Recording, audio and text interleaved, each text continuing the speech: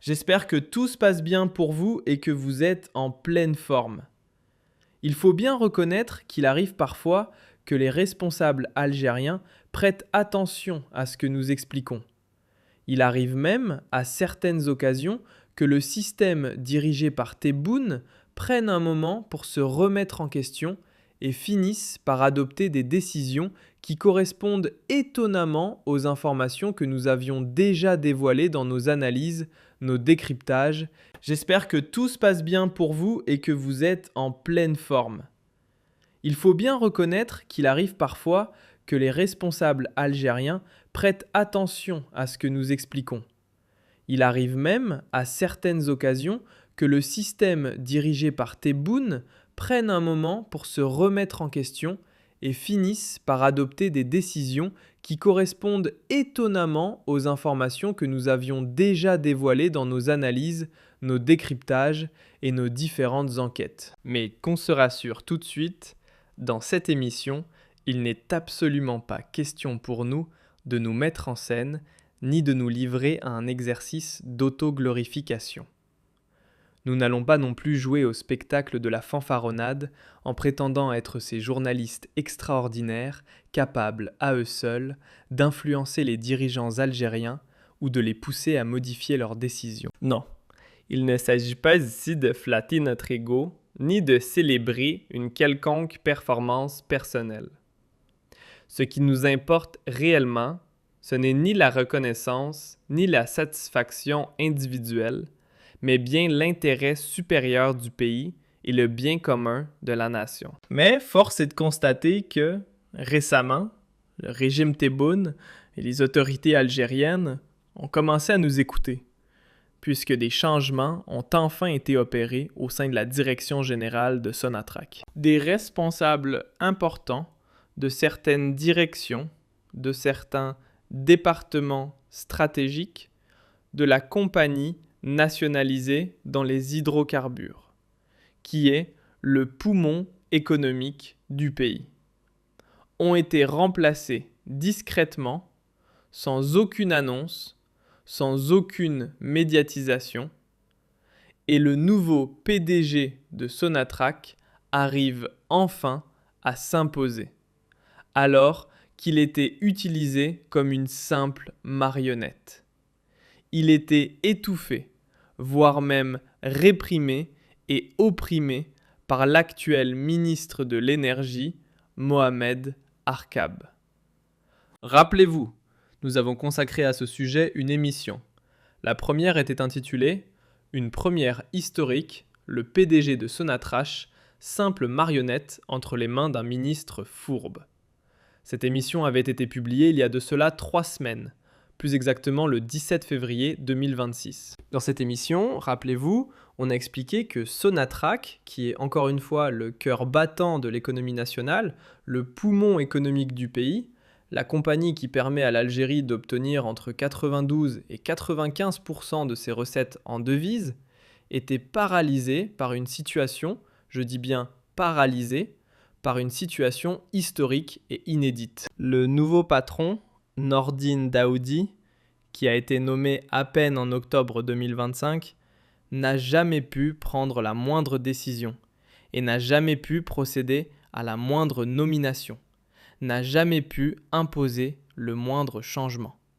Bref, il n'a même pas pu choisir les membres de sa propre équipe et de son propre staff, puisqu'il était fantomatique, il était invisible, et il était tout simplement placé dans l'ombre, hors de toute situation, hors de tout contrôle. Il était mis sur la touche et il était empêché d'exercer ses prérogatives par le ministre de l'Énergie, ou l'actuel, celui qui est devenu maintenant, parce qu'on parle aujourd'hui, ministre d'État des Mines et des Hydrocarbures, Ahmed Mohamed Arkab. On avait expliqué dans cette émission que, d'habitude, habituellement, les premières semaines d'un nouveau président-directeur général de Sonatrach, qui est le navire amiral des hydrocarbures algériens, sont marquées par un vaste remaniement des équipes et des vice-présidents sectoriels. Rien de tel avec Nordine Daoudi, car le ministre Mohamed Arkab l'empêche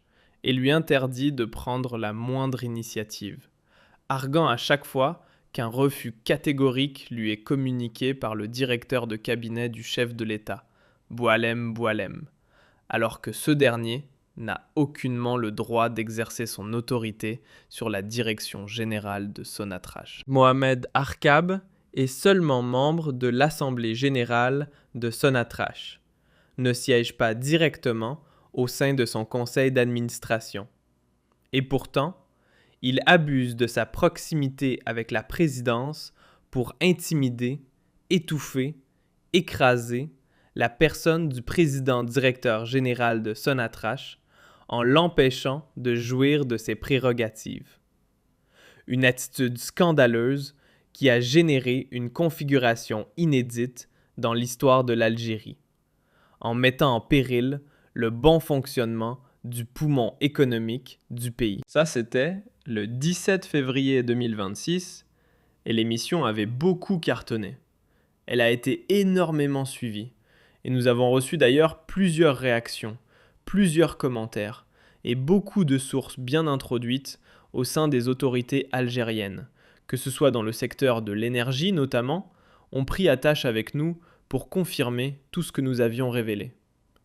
Quelques jours plus tard, on vous a diffusé une autre émission. Ça date du 13 février 2026, juste avant d'ailleurs, intitulée « Sonatrach, attention Monsieur Tebboune, les projets stratégiques prennent du retard ». Dans cette émission, d'une durée de presque une demi-heure, on a été un peu long, mais c'était nécessaire de vous expliquer que la principale ou le pilier de Sonatrach est la direction EPM, qui signifie Engineering Project Management, qui, dans l'organisme de Sonatrach, est la direction en charge de la réalisation de tous les futurs projets et investissements de Sonatrach, était paralysée par un gestionnaire protégé par Mohamed Arkab. Et que Mohamed Arkab empêche le nouveau président directeur général de Sonatrach, Nordine Daoudi, de le remplacer et de mettre fin à ses fonctions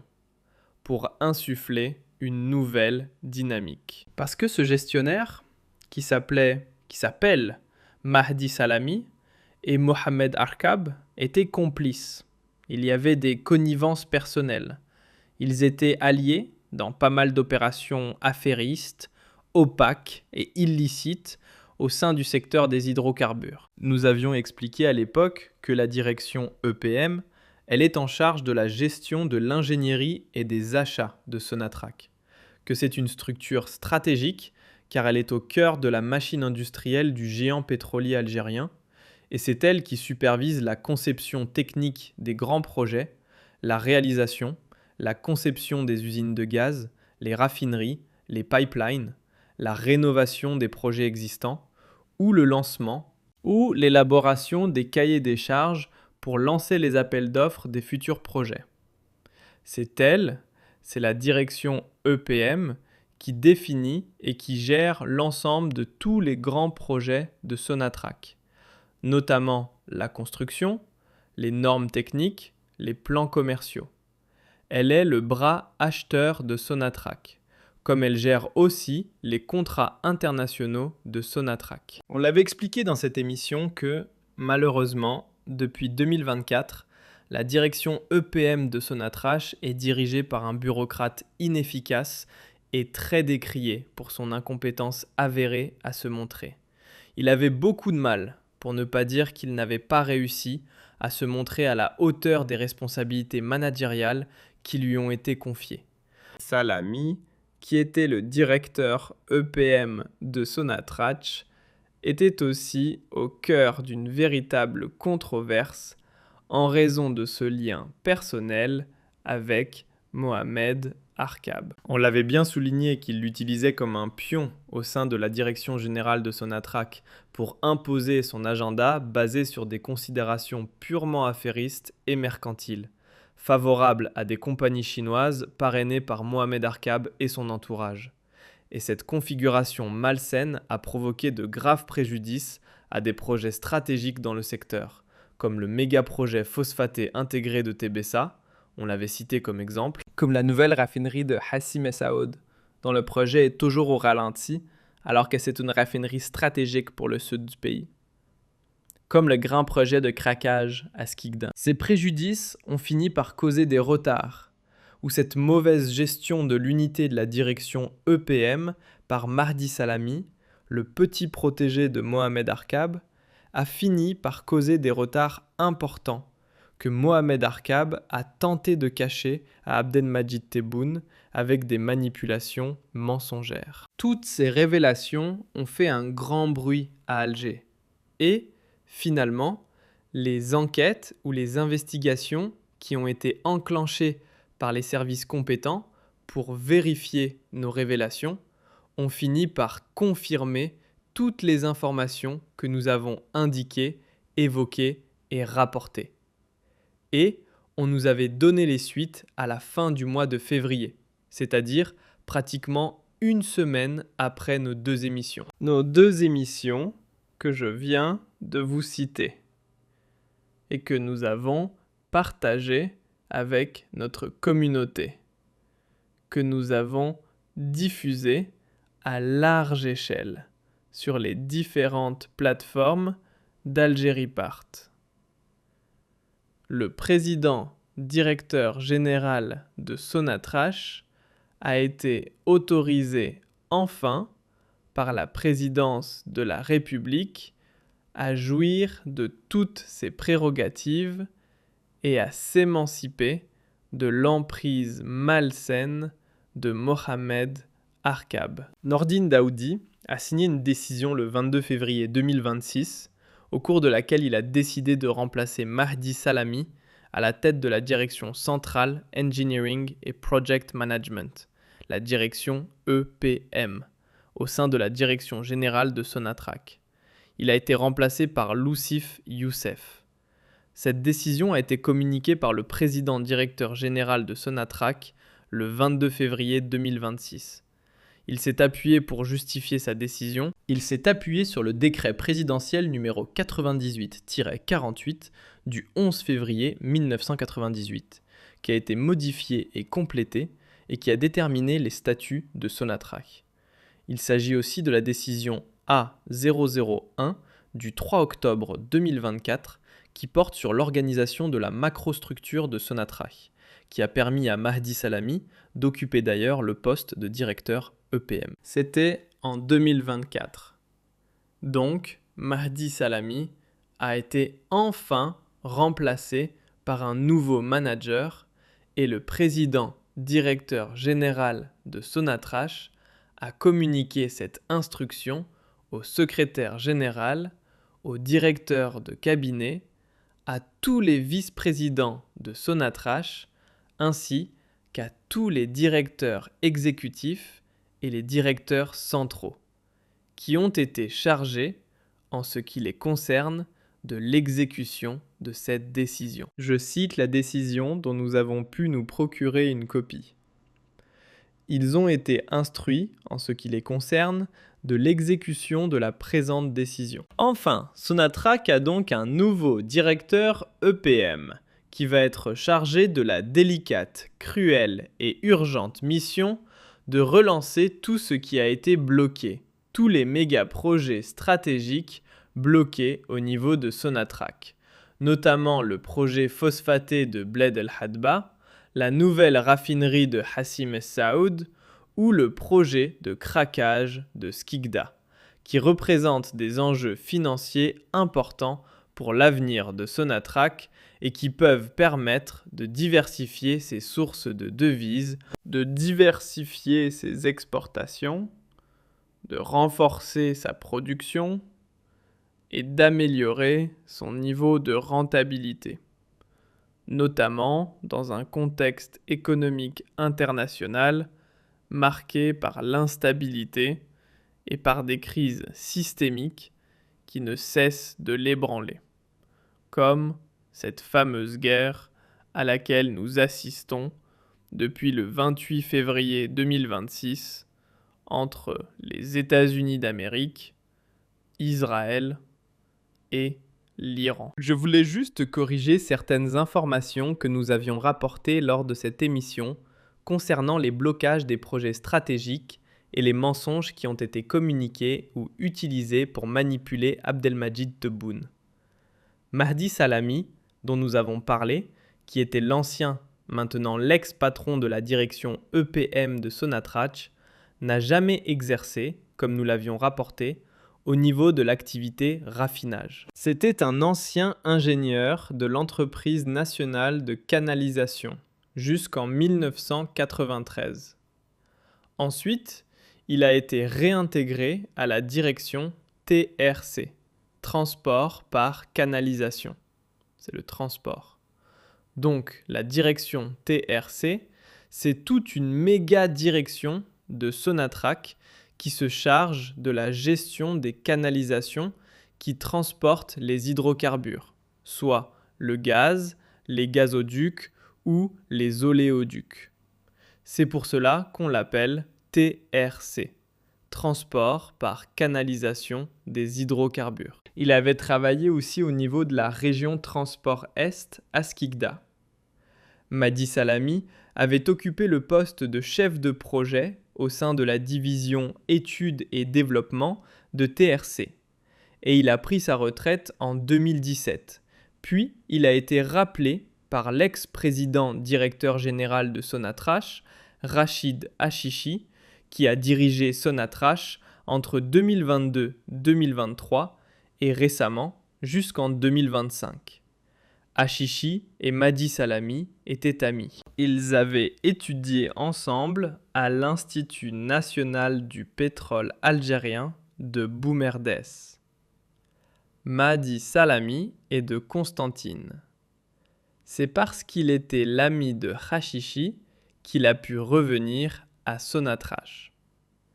Malheureusement, il avait rapidement abusé de la confiance qui était placée en lui par Hachichi.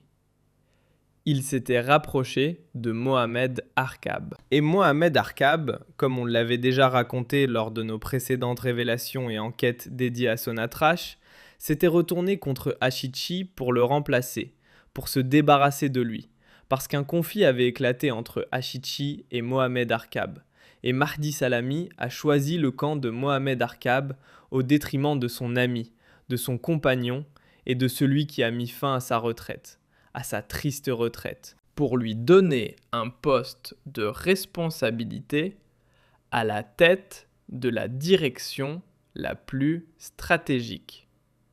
La direction EPM, c'est plus important que le poste de vice-président à Sonatrach. Franchement, c'est le numéro 2 de Sonatrach. On peut dire que c'est la direction EPM. C'est vraiment elle qui gère tous les budgets d'investissement et qui est chargée de tous les projets industriels et d'investissement de Sonatrach. C'est très important pour Sonatrach, l'EPM. Rachid Hachichi a donc été trompé et manipulé par Mahdi Salami. Ce dernier pensait qu'il était intouchable grâce à son amitié, à sa relation de confiance et à sa loyauté vis-à-vis de Mohamed Arkab.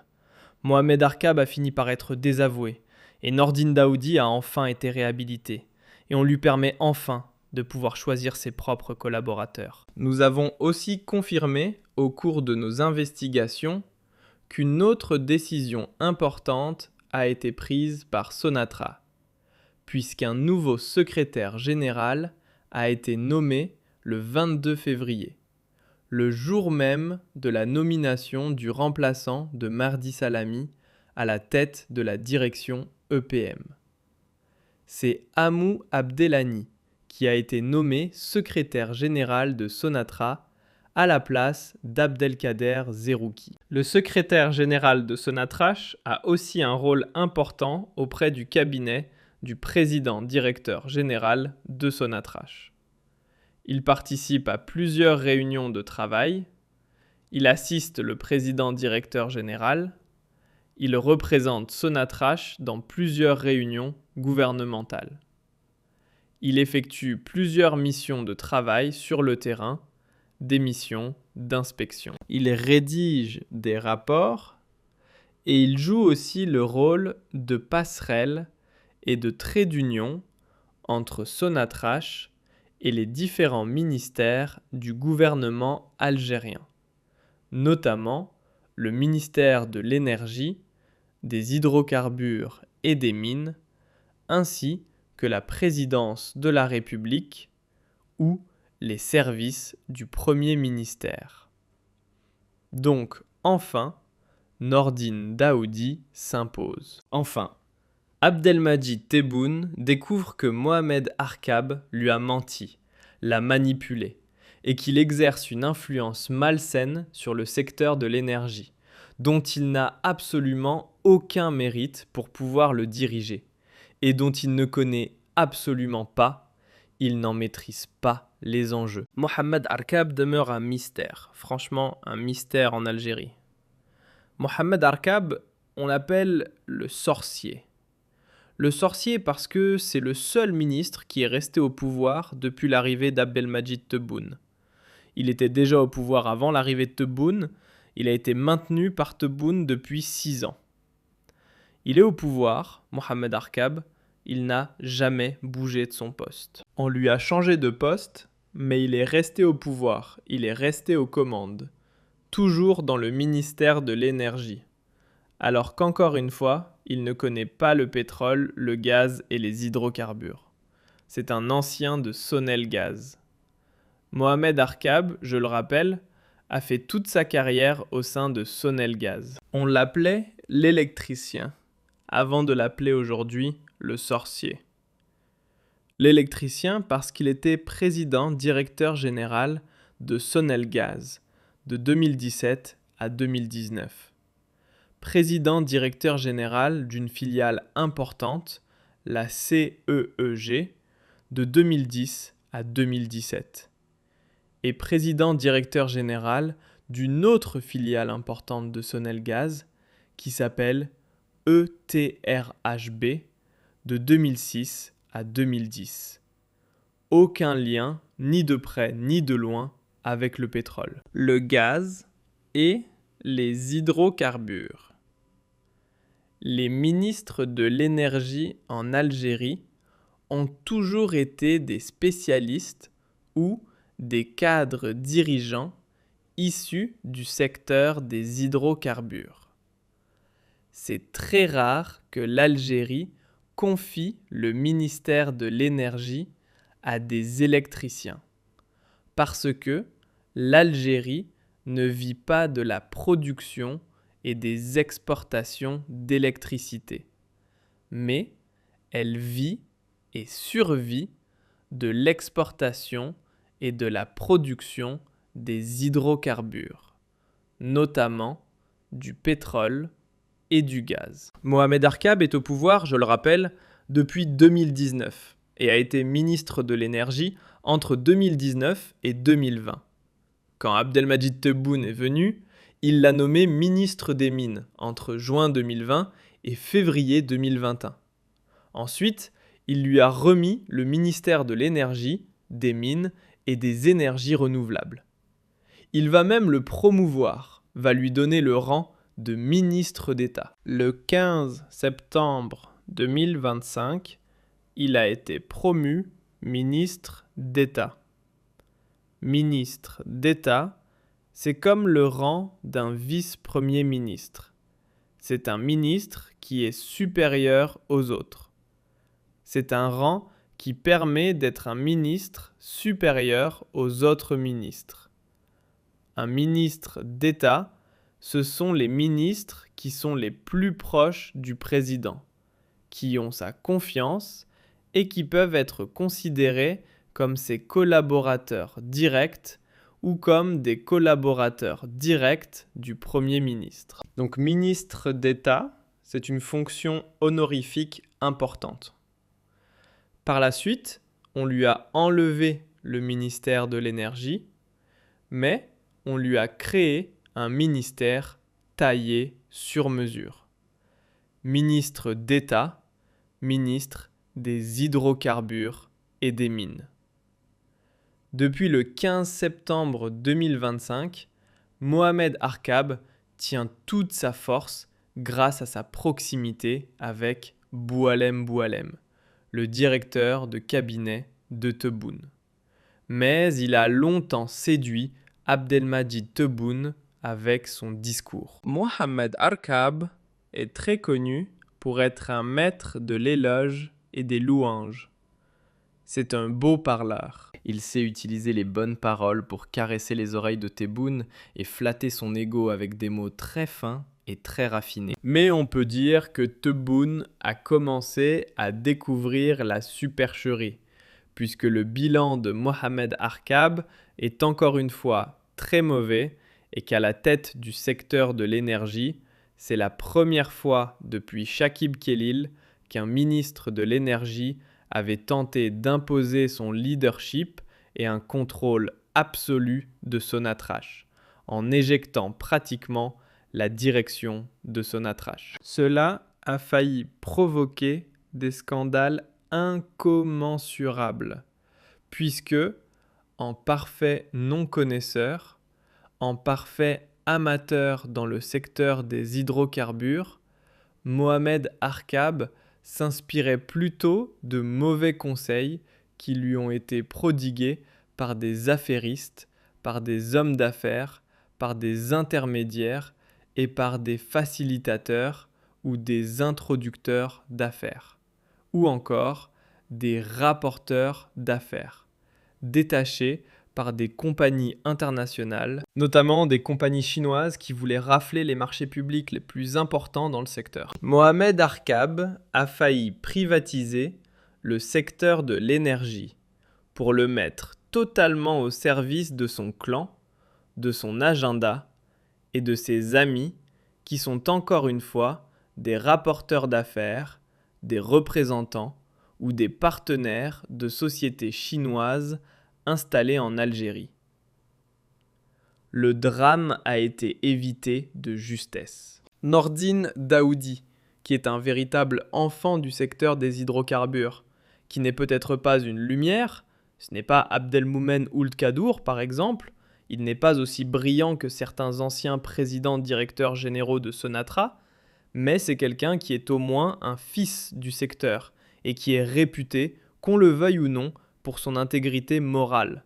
Il mérite qu'on le laisse travailler. On l'a nommé à la tête de Sonatrach, mais on a voulu l'utiliser comme une simple marionnette. Cela fait plaisir. On se réjouit que cette situation